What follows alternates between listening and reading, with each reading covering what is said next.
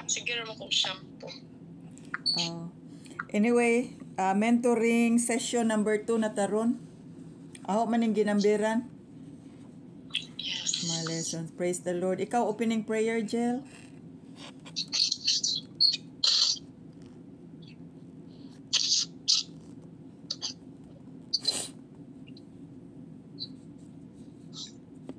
Pray na ta. Ikaw pray. Our gracious and heavenly Father, thank you for this wonderful day, Lord. Ngay mong gihatag ka na mo, Lord, nga niya na po kami, Lord, baka mentoring, Ginoo, in order for us, Ginoo, nga mo grow kami spiritually, Lord. Yes, Lord. Lord, salamat, Ginoo, sa laing kay gayonan, Lord, nga gihatag ka na mo. Lord, bisan pa sa pagtuon na mo sa imong pulong, O God.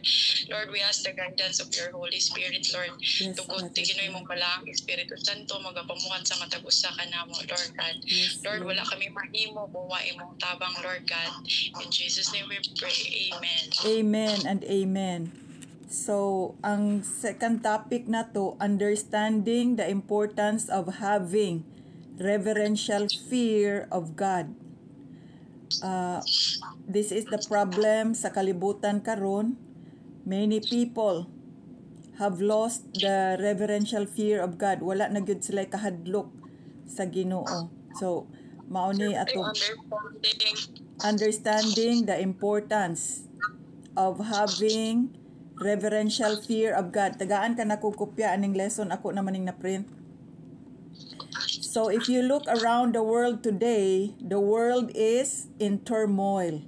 Nagkaguliyang gyud ang kalibutan karon. If you know, war between Ukraine and Russia, ongoing na kana nga gubat sa Ukraine ug sa Russia. And there is also the ongoing battle between Palestinians and the Israelis, no? With threats of Iran putting its finger into the boiling pot. Ang Iran murag mo apil-apil. Murag nag mga silingan na ay duha ka pamilya nagubot nya na ikatulo mag-apil-apil hangtod nga mudako, no? In Jesus name hinaot nga dili pa unta. And there is also China bullying the West Philippine Sea. Ang China gadadanag mga ships ngadto sa West Philippine Sea. Then ang mga campuses diri sa US, campus fracas in US universities where violent rallies replace classroom learning and so on and on. So gubot gud kaayo ang kalibutan. So para nako, it looks like it is a picture of a pregnant woman in her full term having intense labor to deliver her baby. Mao ni giingon ni Lord Jesus nga sama sa babae nga umaanak magbati. Nagbati na ang kalibutan karon, Sis Angel. Do you believe that? Nagbati na ngano man moabot na ang atong Savior, si Lord Jesus. Amen. Hapit na gyud, nagbati naman siya. And wala ta kahibalo unsa katas-on ang pagbati, different man na sa kada tawo. Ampo lang kita nga tagaan pa ta sa Lord og daghang kahigayunan nga maka-declare sa iyang pulong ug mas makapangandam pa jud ta luoy biya ng uban. Ang Ginoo, nagkuan biya pud siya nato, nagpaabot, nag-expect nato nga mamuhat gid ta. Mamuhat gid ta. Amen. So kaning atong kuan wala na ning atrasan. Walang atrasan. No retreat, no surrender. Unsa man ang imong hunahuna, murag naa ba kay plano nga mohunong? Sure di ate. In Jesus name.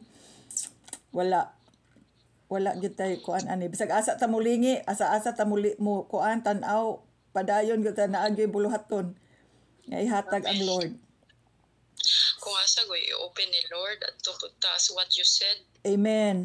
Amen. Magsalig ra gyud ta sa leading sa Ginoo. So kining nahitabo sa kalibutan karon, that is the picture that Lord Jesus painted to His disciples when they asked Him. Sa dang gipangutana si Jesus sa iyang mga disipulo, when will it be? Ano sa man ka mo balik? When will you be? When will you return? And then like what we discussed the other day, we need to be ready and be watchful for the coming of the Lord Jesus. So why do you think some people behave like the Hamas terrorists who suddenly attacked peace-loving Israelis who were just watching a show on October 7? Kibaw ka kining yawa, iyang balihon ang kamatuoran. Israel was attacked. So kadugayan kung wala joy tao nga magsigi og kuan ana ilan ang balihon. Dili na maoy kuan ang mahitabuan na ang Israel na maoy mahitabo nga nangatake when in fact today Israel is defending itself. Pero dapat gyud ang Israel ari gyud mosalig sa Ginoo. Amen. Because Israel has a problem spiritually. Israel does not acknowledge the Savior. Mao na nga nahitabo po na nila na ana sila mga Diyos, lain na ng ilang gipangkuan, nya pinili baya na sila.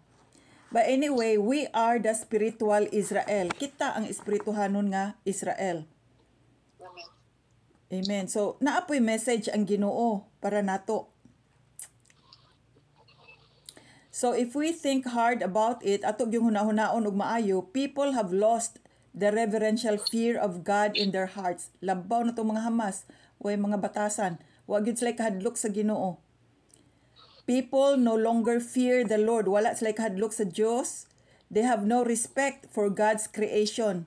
Dili sila mo respeto sa mga butang nga gihimo sa Dios. And they have no regard for God-ordained and God-instituted authority. Mukuan sila, musupak sila. Dili sila mo acknowledge anang otoridad nga gihatag sa Dios. Mga masupilon. Pero if it is not yet too late, we need to help people get back to having the reverential fear of God. No, atong tabangan ang mga katawhan nga mahibalik kanila ang reverential fear of God in their hearts. Sa gani ng binisayag, reverential fear, halawom, mahadlokon nga pagtahod o paghigugma sa Dios, di ba? Yes. God is waiting and calling everyone to come back to Him. So kita nga Philippine Sunbeam, ato dyan ang ibutang sa atong huna-huna o kasing-kasing nga ang Dios nagtawag, naghulat gid siya og nagtawag sa tanan, dili man kay usa duhara, tanan gyud iyang hatagan og kahigayunan nga makabalik diha kaniya and be a part of His family, no, nga ma-appeal sila sa pamilya sa Ginoo by reuniting themselves with His one and only Son Jesus Christ. Nga mahiusa tanang tawo sayon ra baya gyud ang kuan sa Lord, no, ang tawag sa Lord kinasayunan ra gyud sundon. Igo lang gyud ta, wa gyud siya miog pasana ning kuan 500 pounds nga kuan sako og ibalhin adto. Wala tay kuan pasanunon. Ang ato lang pagsanong og pagsalig sa iyang bugtong anak. So mao jud nay role sa Sunbeam i-explain og maayo nga masabtan sa mga tao nya madasig sila. God longs for all mankind who are His creation to return to His divine fold. Mao gyud nay gusto sa Lord, mao nay tinguha sa Dios nga mahibalik ang tanang tao. So, naay divine call to repentance and a righteous life. Ang Dios nagtawag, aduna siya langitnon nga tawag sa matag tao aron sila maghinulsol, magbasol, mutalikod sa ilang mga kasalanan ug magkinabuhi nga matarong. Amen. So ever since man fell short from the glory of God, sa dihang nahagba ang tao ug nahilayo sa himaya sa Dios, the Lord God Almighty has been calling mankind to repentance. Nagtawag yun ang Dios sa kanunay sa mga katawhan nga maghinulsol, magbasol ug mubalik nganha kaniya ug magkinabuhi nga matarong. So ang Dios nagpadala og mga propeta, no? God sends His prophets and messengers to warn people of God's wrath if they do not change their ways. So hangtod karon nagpadala pag yun gihapon ang Dios og mga dili man ta propeta, mga magtutudlo, no? God called us, Philippine Sunbeam, to help people get right with God. Amen. Hinaot nga sila ni King, sila ni Josie, makakuan pod ani nga lesson.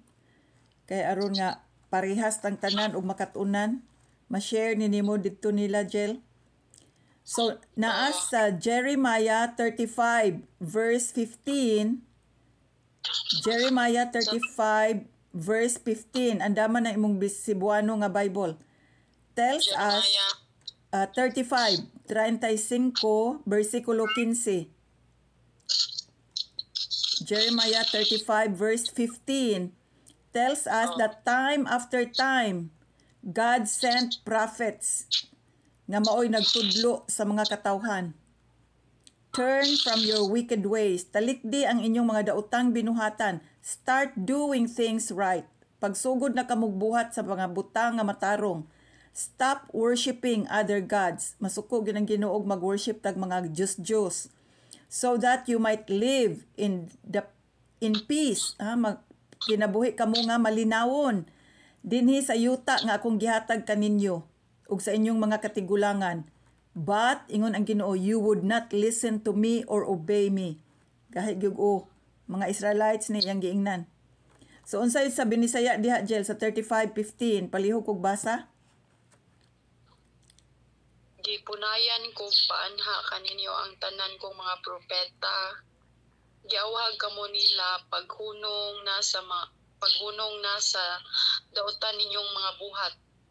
Gipasidan-an kamo nila sa dili pagsimba o pag-alagad sa laing mga Dios aron magpadayon kamo pagpuyo sa yuta nga gihatag ko kaninyo og sa inyong katigulangan. Apan wala gayud kamo mamati kanako. Yes, wala mamati o wala musunod kanako na may you did not listen or obey me. Wala mamati, listen or obey, sunod, no? Wala mamati, wala musunod. Mao na ang mga katawhan pod. So sa espirituhanon nga Israel, naapoy mga tawo nga magtuman sa ilang gusto. Di gyud sila maminaw, no? But praise God nga ang mga katawhan nga atong na-sharean madinawaton sa pulong sa Ginoo. Amen. Amen. Padayon lang gyud ta og pray nga kada dili pa ta magveris, i-appeal gyud na nato sa prayer and fasting. Praise God. Kay anha diha ang atong kadaugan kay ang Dios ug ang iyang mga anghel ug iyang balaang Espiritu Santo mamuhat ahead of us. Amen. Mao gyud nay culture sa Philippine Sunbeam sa una pa gyud na. Ampo gyud mi duro di pa mi mo atake dito sa field, daog na daan. Hallelujah. Amen. Pero mangita po nagpaagi ng kaaway pero di gud siya siya hinoy mahinguan og ngipon. In Jesus name. Yes. In here, God is speaking to the people of Israel, no? Ang Dios nakig-istorya sa mga katawhan sa Israel aning bersikuloha. But not only to them, dili lang adto kanila. Since we are the spiritual Israel, God is also calling us to repent, change our ways, and start doing things right. So, Amen. dili man ta pinili sa Ginoo, Israel may gipili, kita man ang mga ihalas nga punuan or sanga, pero tungod sa kagahig ulo sa taga-Israel, to God be the glory, iya tang gigraft. Nagrafted ta to the good plant. Ya. Ihalas baya ta, pero amazing. Kay nagtubo na ta diha sa pinili nga punuan. Amen. Yes, to God be the glory. Grasya sa Diyos. There are other Bible verses that show us how much God longs for every human being to repent. So naapoy ubang mga bersikulo diha sa Bible nga nagpakita kanato kung unsa gyud ka kuan ang Ginoo, no? Naglong for gyud ang Ginoo, nangandoy gyud ang Ginoo nga kada human being, kada tawo maghinulsol, magbasol, mutalikod sa ilang mga daotang binuhatan og mobalik ngadto kaniya. Anhi dinhi ipakita sa Philippine Sunbeam ang insakto nga pagka-explain. Kay kung dili insakto ang pagka-explain, mo decide man galing na sila pero mahibalik gihapon sa ilang daan nga kuan mga ways. So mo nang klaruhon gyud inig-declare sa word of God, walay sagol-sagol. Pure gyud nga pulong sa Ginoo mao atong kuan nila aron nga makuan ang ilang mga kalag, mabuhi pagbalik ang ilang mga kalag kay makasabot man sila. Amen. So Ezekiel 33:11. Tan-aw na to sa Ezekiel 33 versikulo 11. Nagsulti kini kanato, tells us that God is not happy with the death of the wicked. Dili gyud malipay ang Dios sa kamatayon sa usa ka tawo nga dautan. Pero kita, kung naay dautan, kamaayo tagtaron, patyo na lang gina nato kay aron nang mawa na diri. Pero not God. God is not happy with the death of the wicked.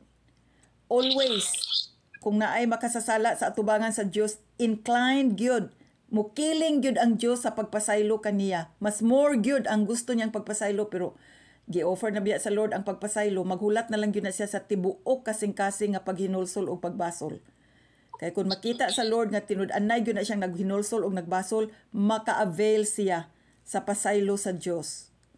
Pero og di pod siya naghinulsol o nagbasol, naa siya self-righteousness, walay mahimo ang Ginoo. Dili na siya ka-avail sa forgiveness nga gihatag sa Lord kay naa man siya self-righteousness, nagbabag, no, gababag. So the word of God says, "As surely as I live, says the sovereign Lord, I take no pleasure in the death of wicked people. I only want them to turn from their wicked ways, so they can live forever. Turn from your wickedness, O people of Israel. Why should you die?" Nakitaan ba nimo ng Ezekiel 33:11? Palihog ko nagbasa, Jill. 33:11. Ingna sila nga ang Ginoong Dios dili malipay sa kamatayon sa taong dautan. Ang ikalipay niya mao nga ang dautan mobiya na sa dautan niyang mga buhat aron dili siya mamatay.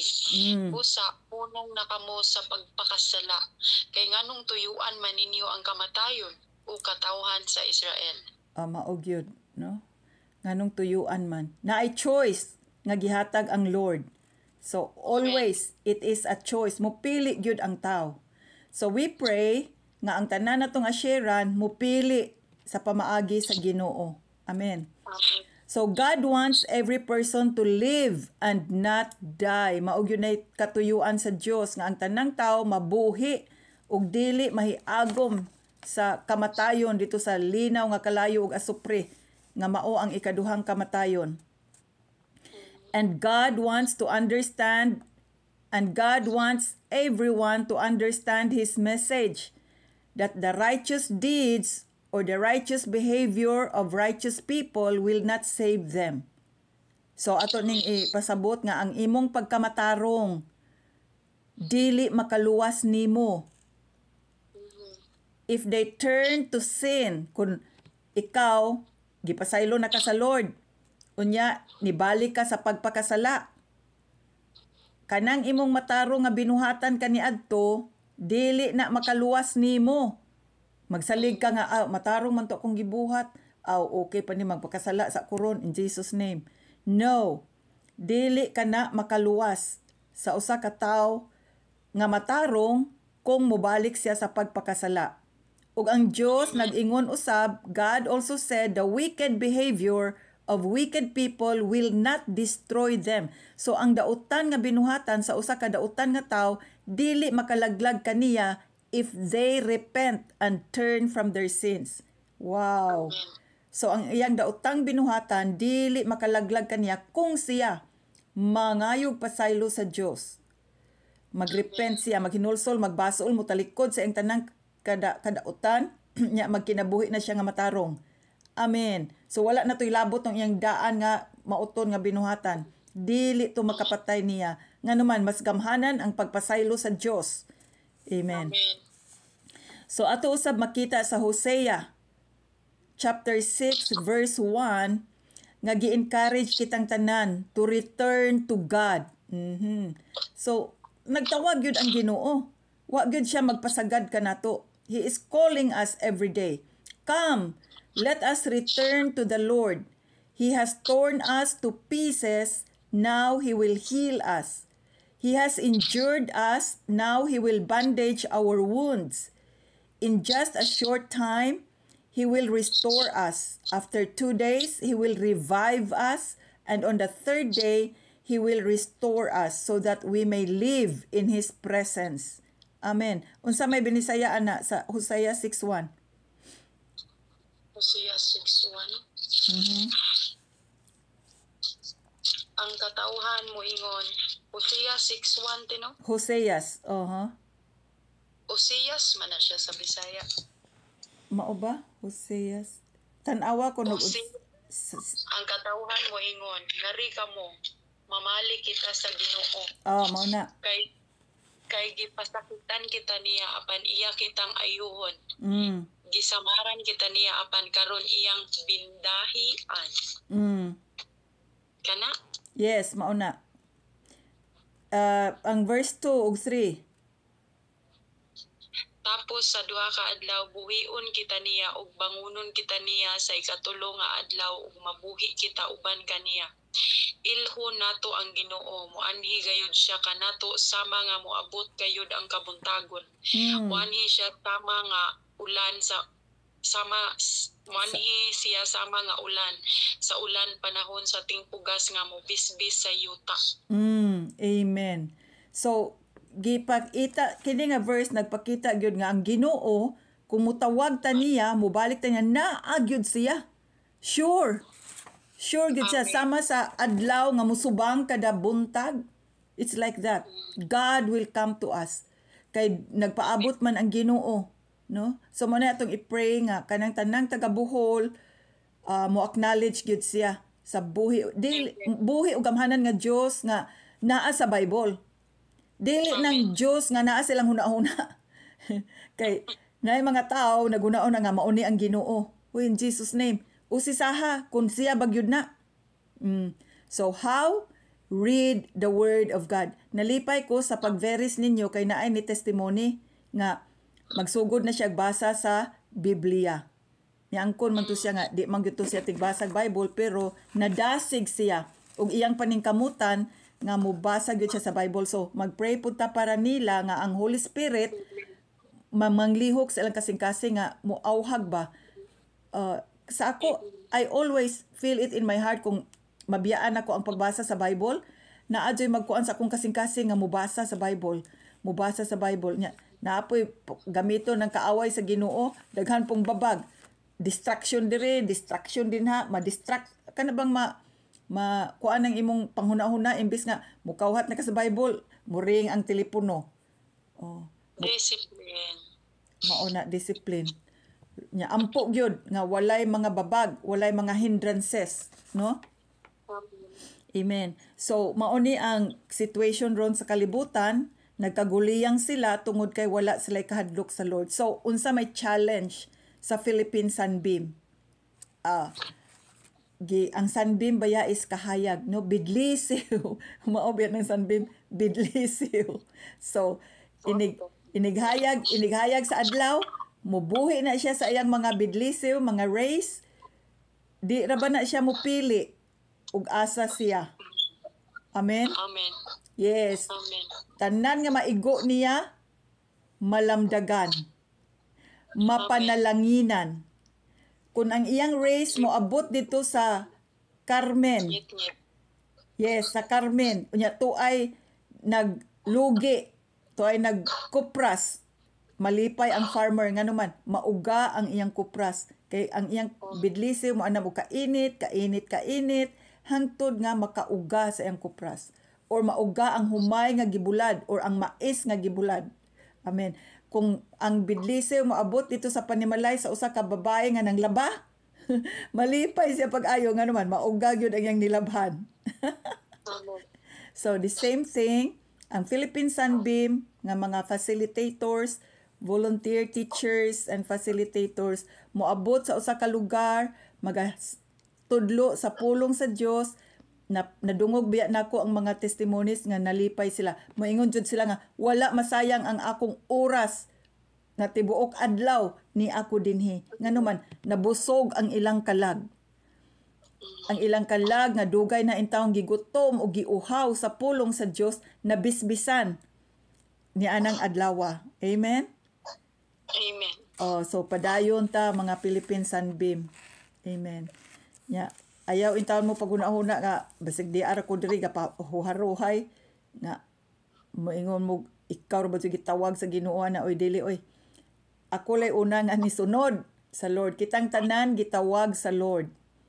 Ako lay una ni sunod ni lakang unya kay naa naman ko'y kahibaluan gusto pud sa Lord nga i-share ngadto sa uban aron ang uban nga dasig pod gusto magpagamit sa Ginoo mapanalanginan. Amen. Amen.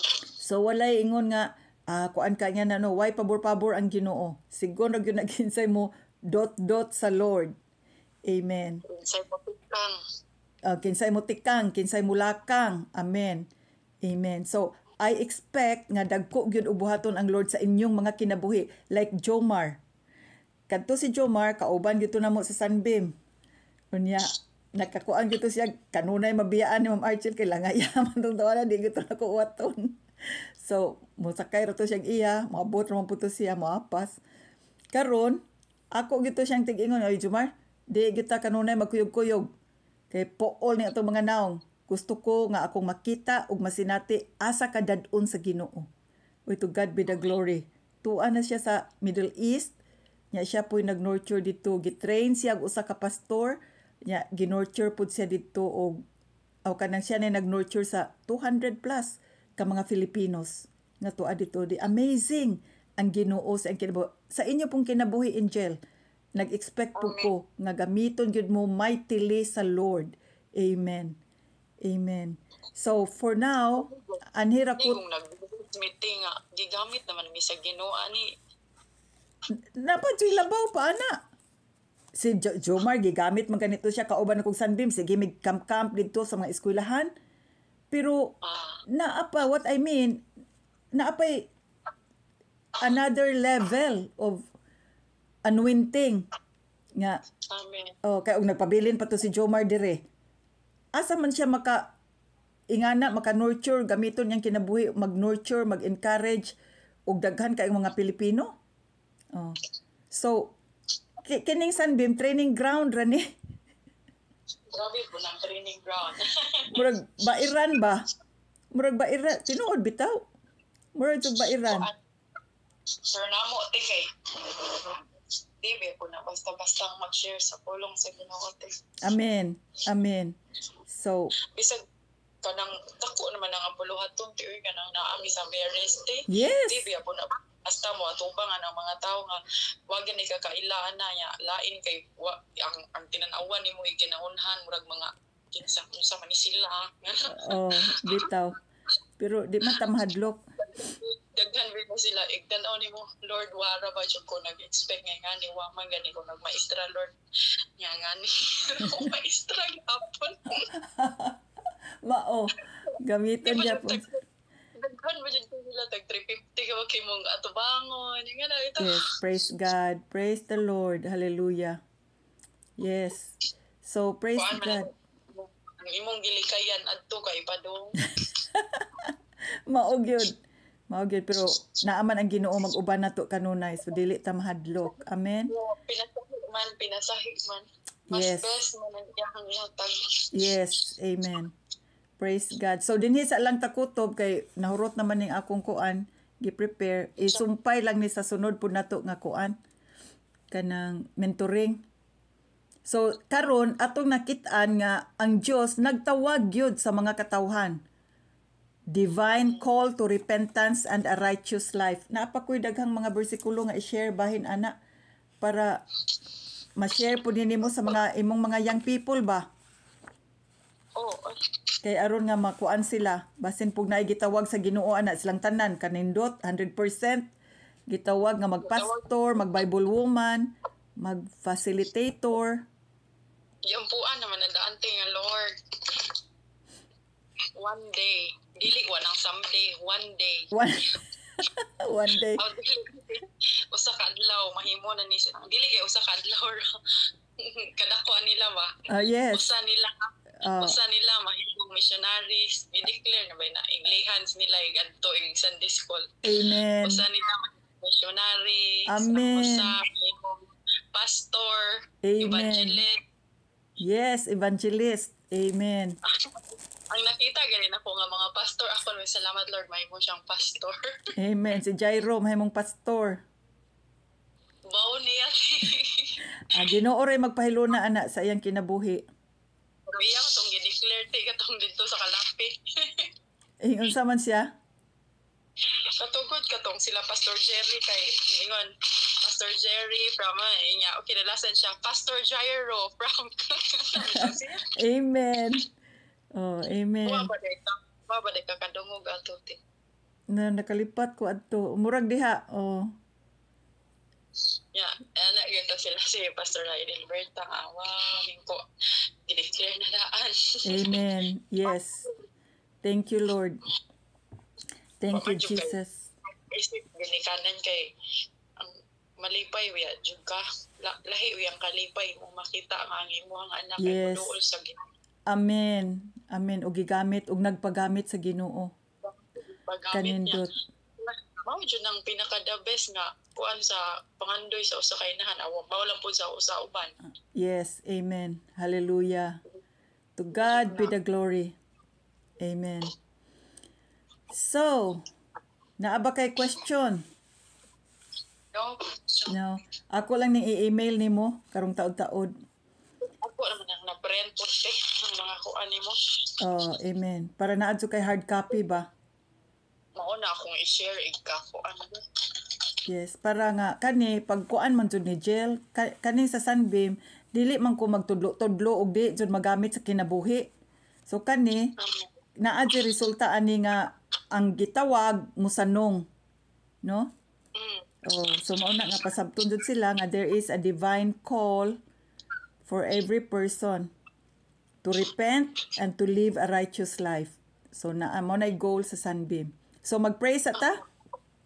Closing. Oh, ikaw. Hallelujah. Father God in heaven, daghang salamat Lord nga bisan sa hamubo nga panahon naka-mentor mi ni Sis Angel, nakatuon mi sa imong pulong Lord ug among nasabtan nga always naagayud kay divine call for people to repent and to come to you aron magkinabuhi sila nga matarong.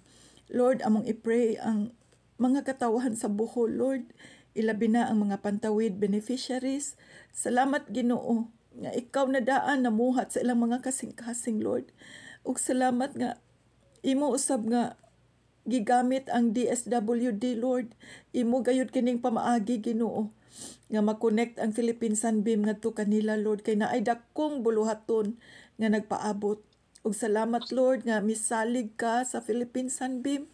Salamat Lord nga dili mo kami biyaan, dili mo kami pasagdan.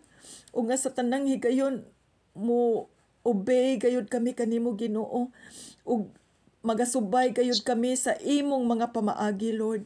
Not our ways, but your ways, O God. Ug amo lamang mahibaw-an ang imong mga pamaagi samtang kami magabasa ug magatamod sa imong pulong. Thank you, Father God in heaven. We praise you and we bless your name. And thank you for blessing every Pantawid beneficiary. Salamat nga imo sa panalanginan ang tanan nga mga DSWD sa Region 7, Lord. Nga sa ilang mga kinabuhi, Lord, na sila mga problema, ikaw magasulbad ni ini, ikaw magpaila sa imong gahom sa ilang kinabuhi, Lord, ikaw magatultol o magagiya kanila Ginoo. Ug salamat nga ang Region 7 madasig usab nga i-share ang ilang kasinatian diha kanimo ngadto sa uban nga mga regions, Lord. Aron mo kaila pagayod ang pagtuon o pagtudlo sa imong pulong sa tibuok Pilipinas. Thank you, Father God in heaven, nga aduna kay maanindot nga plano alang sa matag Pilipino ug aduna kay kina maanindutan nga plano alang sa tibuok Pilipinas. Thank you, Lord, nga ang tanang mubabag ni anak nga plano nimo, Lord, imong pagakuhaon, imong isalikway Ginoo, ug salamat Ginoo nga matuman gayud ang imong pagbuot. All this we pray in the mighty name of Jesus Christ our Lord and Savior, even as you continue to bless our volunteer facilitators sa Philippine Sunbeam. Ikaw usab magatagbo sa tanan nilang mga panginahanglan, Lord, financial, material, pagkaon, whatever, Lord. Thank you. Ikaw man ang Diyos nga gamhanan ug balaan. Ikaw ang Diyos nga kansang panalangin, walay paghubas. Lord, ingon ka sa imong pulong, open your mouth wide and I will fill it. Yes, Lord. We open our mouth, we open our arms, Lord. Our hands are open to receive with humility all the blessings that you give us. In Jesus' name we pray with thanksgiving in our hearts. Amen and amen. Amen.